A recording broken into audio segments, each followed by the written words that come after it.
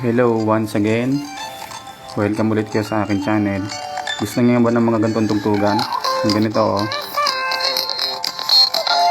Diba yan ang nauso ng 2024 hanggang ngayon 2025 yan pa rin.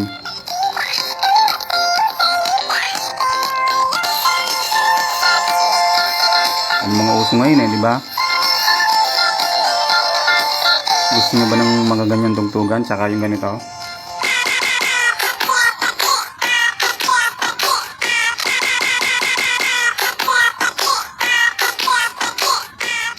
Yung materials na ginagamit ko ha, hindi yan hindi kasi pwedeng original, kaya ganyan yung tunog niya. Ito rin yung tunog niya, ito rin yung original, kumbaga binago ko lang lagi yung pitch, binabago ko lagi yung pitch. Baka madali na naman tayo ng lintik na copyright yan. Welcome ulit kayo sa YouTube channel ko ha, sa aking TikTok, sa aking Facebook page, DJ Rejoice03 Villagracia. Kung gusto niyo ng mga ganitong tugtugan, sabi ko naman sa inyo ng introduction ko, lahat ng kanta, pati yung mga usong kanta ngayon, lalo ngayon 2025 na. Kung gusto niyo ng mga ganito, mag-comment kayo para magawa natin ang topic. Anong gusto niyong matuklasan sa kanta? Magawa natin ang topic yan. Pero siyempre, hindi ito yung aking topic ngayon. Love song muna tayo. Dito muna tayo sa OPM, Original Filipino Music. Dito muna tayo. Hindi dito.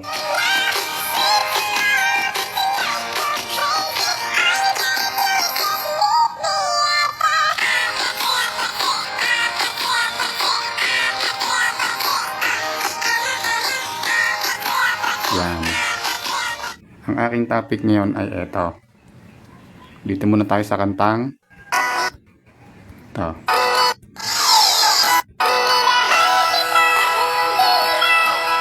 Dito muna tayo. Ito ang kumanta nito ay si Michael Laigo. Ito ay ginawa noong konting trivia lang. Ginawa ito, sinulat ito 2000. Nasanay na ako sa 2000. 1996 pa. Isipin niyo anong uso ng mga kantang 1996. Diyan naglabasan sila yung Renz Berano, yung Bingo and Jimmy na nagsolo si April Boy. Diyan na naglabasan yun eh. Mga panahon Rockstar 2, parang 1995 pa. Michael Learns to Rock 1994 pa. Ito, kanta ni Michael Laigo, Minahal Kita. Ito.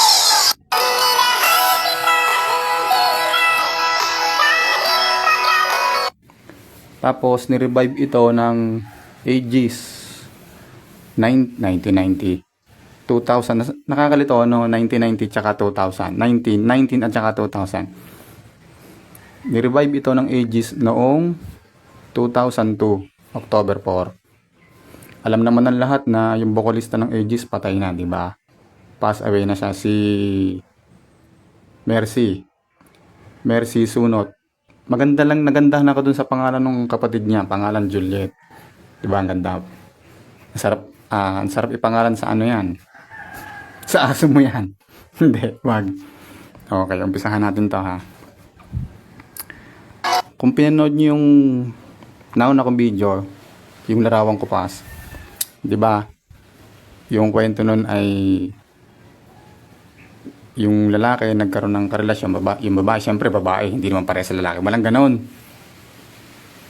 Naging sila, kinasal sila, nagkahiwalay sila. At sabi ko nga doon sa nauna kong video, yung magandang gayahin yung yung damdaming hindi nagbabago, faithful ka pag nagmahal. Ay ito, umpisahan natin to ha. Hindi lahat ito ha, kasi masyadong hahaba tayo eh. Kasi minsan mahirap nang i-upload pag sobrang haba na. Umpisahan natin sa umpisa. Sabi dyan,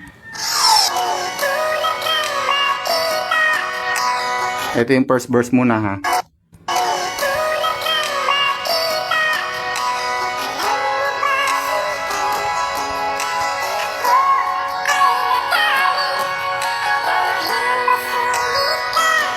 Ayun. So sa kwento, laging so, tag list, Sa kwento, kung iisipin natin, pwedeng yung babae ay stranger dun sa lugar. Sa amin marami ng ganyan ngayon pag nalabas ako ng bahay. Madami na akong hindi kilala. Lalo yung mga dalaga dyan. Gaganda eh. Ang puputi pa. Hindi ko nakilala eh. Pwedeng yung lalaki ang naging dayuhan doon sa lugar o yung babae. Kasi sa amin, lalo nung bata pa ako, pag meron kaming nakita o nabalitaan na may nangupahan, lalo't dalaga, babarkadahin namin yon. Nangyari dati yun eh. Siguro way back 1999. Ang uso nun ay Banyo Queen. Oo, tama, 1999. Meron akong barkada na nangungupahan siya sa tabi ng krasada. Tapos, dalawang apartment yun magkatabi. May nangupahan din doon, babae din. Binarkada namin yun. Dati kasi ganun eh. Ewan ko ngayon ha. Binarkada niya. Tapos diba sabi sa kanta. Ulitin natin.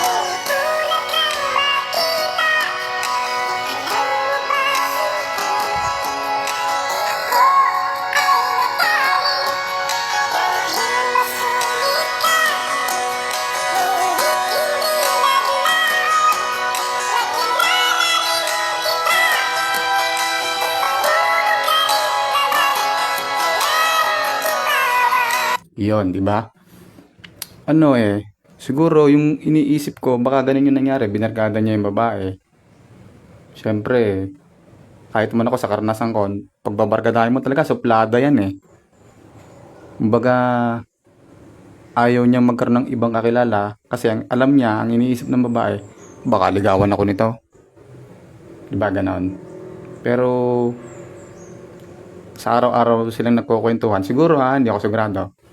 Araw-araw silang nagkukwentuhan. Pwedeng ano eh, nakuha niya na yung ugali. Hindi naman pwedeng sabihin ito'y magkababata. Di ba yung magkababata? Ako, yung mga naging barkada ko nung ako'y bata pa, yung mga naging kaklase ko, alam ko ugali noon. Siyempre, kasi kung ito yung magkababata, dapat hindi na siya nagsabi ng ganito.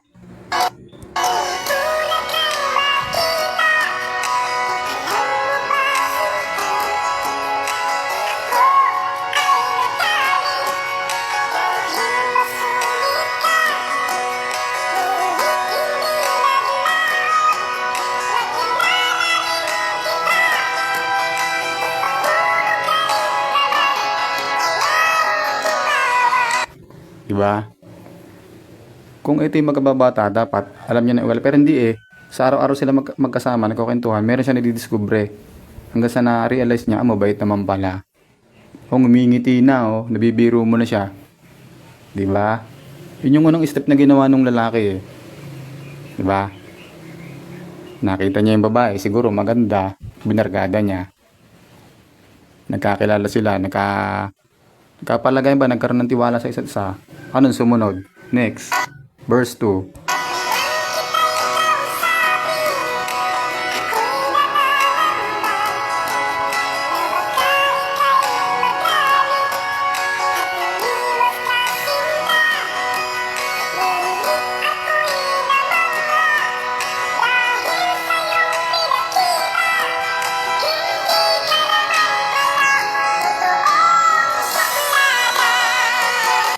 Yon, di ba?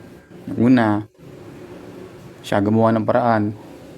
Nakipagkilala siya, nakipagkaibigan siya. Nung nakuha niya na yung tiwala, style ko to eh. Ito ay style ko pag ako naliligaw ng babae. Babarkadahin, hindi ko muna naliligawan. Babarkadahin ko muna. Kapag close na close ko na, lumipas na 1 taon. May tiwala na sa akin yon. Saka ko ipapasok to.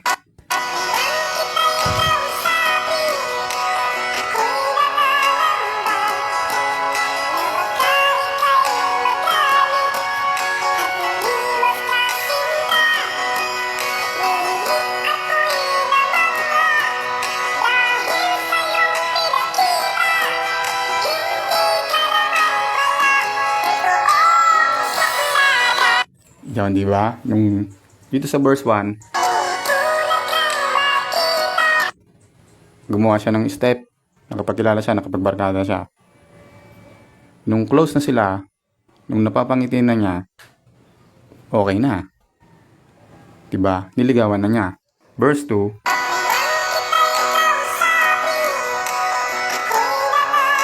'Di ba? Ano pa siya, parang nag-iisip, teka lang, baka ako'y busted din ito ah.